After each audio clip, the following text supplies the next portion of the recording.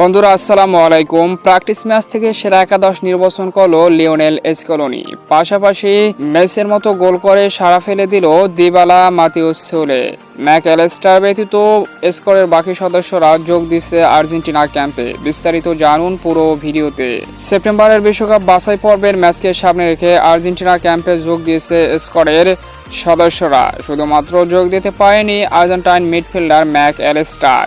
তাকে ছাড়াই দুর্দান্তভাবে প্রথম দিনের দলীয় অনুশীলন সেরে নিয়েছে টিম আর্জেন্টিনা, যেখানে দুটি একাদশ সেট করে প্রস্তুতি ম্যাচ খেলে সেরা একাদশ নির্বাচন করেছে লিওনেল স্কলোনি।